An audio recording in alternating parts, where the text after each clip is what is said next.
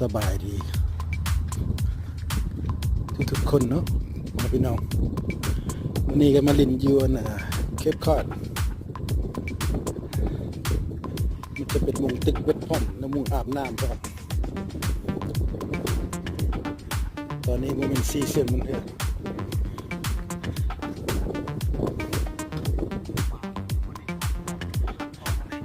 มุงนี่แหละฉันมาเข้ามาตึกลายว่าแบส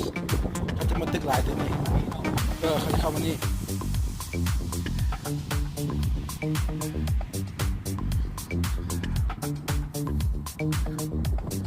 น้ำทะเลคนจะมาตึกลายตึกแบบแบสอยู่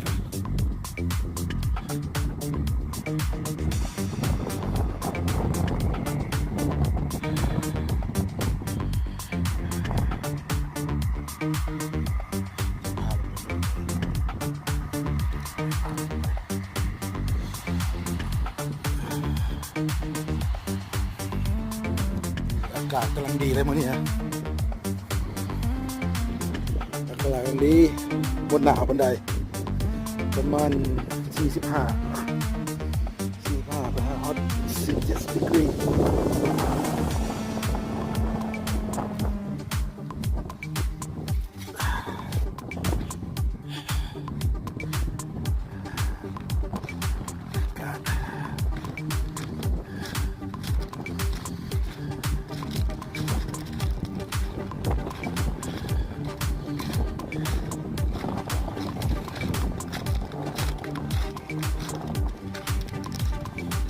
มีหอย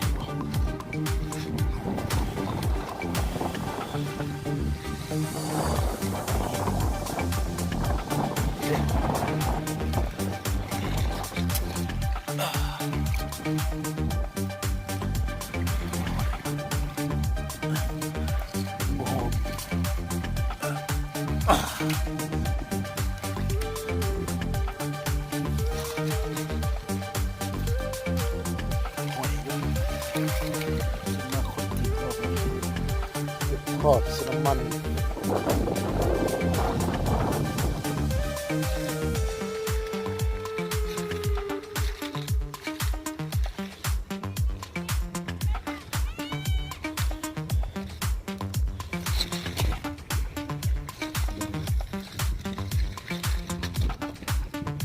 เห็ดตัวกระปู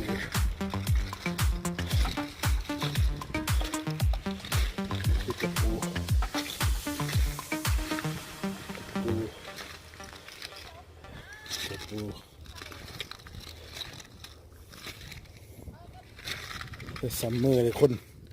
อีกประมาณ2 เดือน 3 เดือนคนจะมาตึกเป็นปลากระไรนะปลาขาวตัวพวกไงจนมา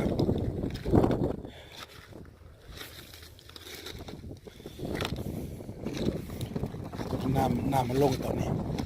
มันก็เลยยางลงมาได้ตอนนี้น้ำมันก็ขึ้นมา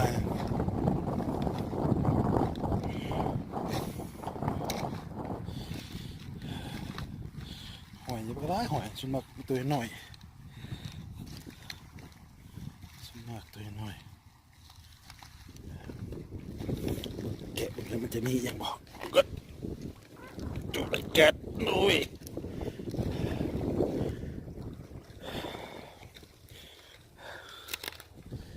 โอเคในแค่นี้เด้อเนาะพามาเบิ่งนะคนจะมาประมาณ2 เดือนมีคนมากันหลายเลยเดี๋ยวนี้